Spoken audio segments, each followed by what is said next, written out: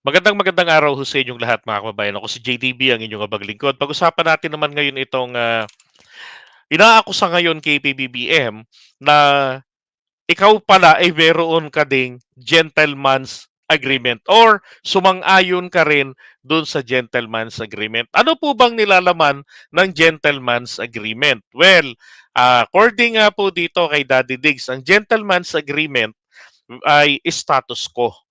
Okay, walang gagalaw, movement, anything, no military movements, mga ganyan. Walang military patrol. So yung Philippine Navy hanggang 12 nautical miles lang po natin sa territorial water. Pero ang China, pinayagan niya sa ating iisen magpatrolya. Hanep, nakay dating Pangulong Duterte, di ba? Ngayon, ah sinang-ayunan ni dating Pangulong Duterte pero palusot niya ay sabi niya, I don't even know the Ayungin Shoal. So, if he doesn't even know the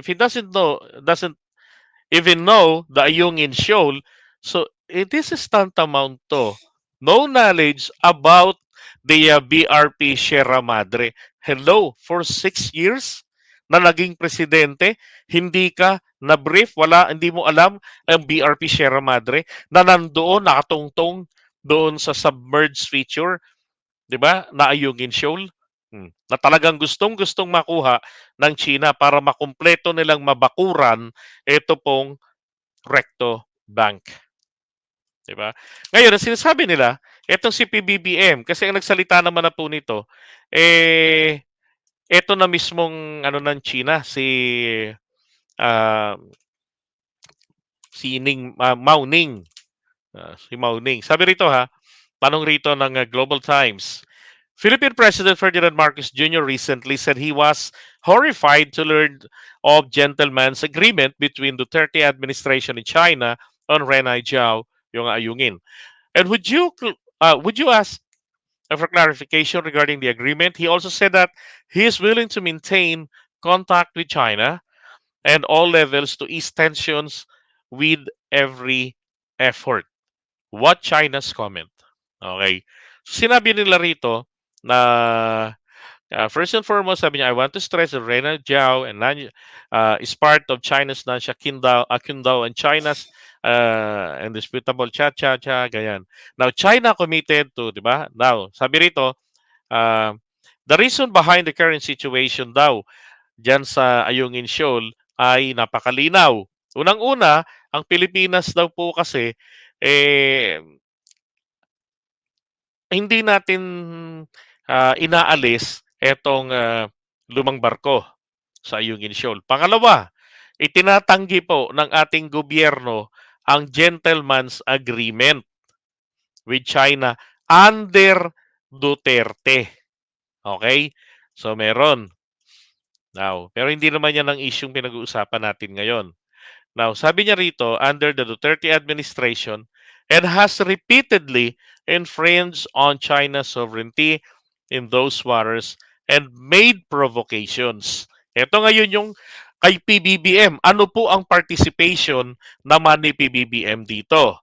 Now, sa pangatlo, sabi, third, the Philippines has abandoned the current administration's understanding with China. Naalala ko noon, yan, regarding po yan dyan sa Rena Jiao issue, yung Ayungin Shoal. And then, bagkos ang ginawa pa raw natin, we sent construction materials to the RP Sierra Madre.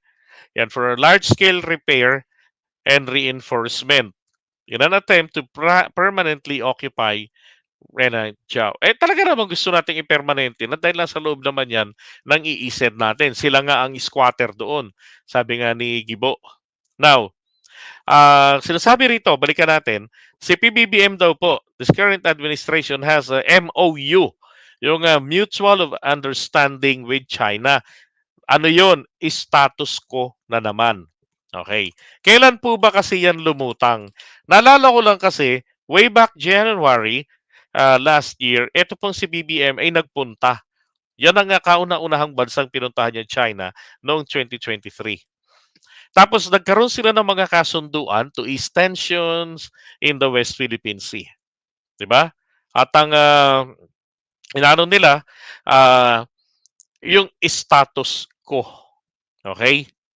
Yan. Yan naman kasi palagi ang sinasabi ng China because status quo is favorable sa kanila dahil hindi tayo gagalaw, no repair, 'di ba? Magdadala ka lang ng pagkain, mga living provisions lang talaga dadalhin mo. Oh. And then ang kapalit nun, mabubulok itong barko. Masisira ito, 'di ba? Tapos meron pa sila sinabi diyan magkakaroon ng opening line of communication. Yan. Pero ano nangyari? Walay, 'di ba? Oh.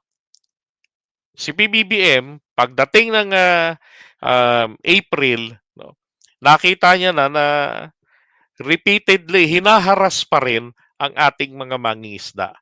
So wala palang kwenta yung kanilang napagkasunduan ni Xi that China and the Philippines will ease tension.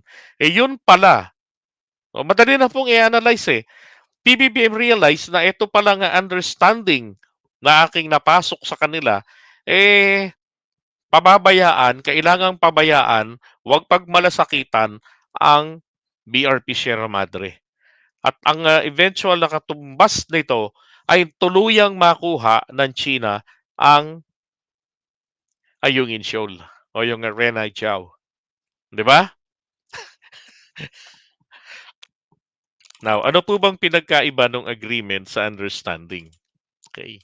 Yun pong agreement, kayo yung nagsimula eh. Di ba? Kayo yung nagsimula ng kasunduang ito.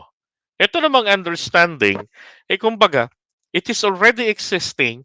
So, it's like a concurrence. Di ba?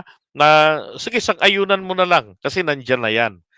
Oh, kaya lang, yan naman po, kung sabi nga detrimental sa interest ng ating bansa, eh, di ba, lalo't wala namang black and white. So, everything was just a trap against the Philippines. Through PBBM na ginawa ng China sa kanya. 'Di ba? Kaya marapat lang ang ginawa ng presidente na i-abandon na 'yan, yung understanding na 'yan sa China dahil sila mismo, 'di ba? Hindi pa rin nagbabago. Oh, okay? So yan po ang pinagkaibahan nito. Hindi po nag-initiate si PBBM. Maaaring yan ay isang pagmi-meeting nila, nabanggit sa kanila, gano'n siyempre pagdadaanin mo sa katotohanan gano'n yan, eh. O nga pala ha, dito sa South China Sea, yung West Philippine Sea natin, gaya ng ginawa nila kay Daddy Diggs. Ano tayo diyan ha, extension tayo, status quo lang tayo. Ang status quo walang magpapatrolya ng walang militarization, 'di ba? Walang gano'n-gano'n. Oh, di sinang-ayunan niya kaya nga sabi ni dating Pangulong Duterte, hindi naman ako ganoong kabobo. I remember, sabi niya, 'di ba? Status quo, but I sabi niya, I have no idea doon sa ano sa um, Ayungin Shoal. So hindi full details ang sinasabi ng China, but rather they speak about in general. Tapos eto na, 'di ba? Isasalaksak sa lalamunan mo, "Hoy, nagkasundo tayo." Yun nga lang na alibay lang ni ERAP noon na hindi namin maalis yun kasi low tide. Yung sinasabi nila high tide. Ngayon, ni low tide kasi hindi namin maalis. Sumunod, walang panghatak. Hindi kami na magbibigay ng mga barge na maghahatak. Oh, wala, sira yung makina. Pero lahat po yun tinuturing ng China na formal na agreement or hindi agreement bagkus formal na commitment or informal commitment rather to remove the old battleship. 'Di ba? That's right. Talo tayo sa status quo ng China. Hmm. 'Di ba? Sila pwedeng gumawa. Totoo. 'Di ba ano ginawa nila? Hanggang ngayon, dine-develop pa rin nila yung mga artificial islands nila. Pinalalawak pa nila rin. Baka isang araw magulat na lang tayo may casino na dun. Tapos may ano na rin, SM. Ay nako. Okay, so iwan mo na natin yan. Doon naman tayo sa isang pinaka-importanting topic natin tonight.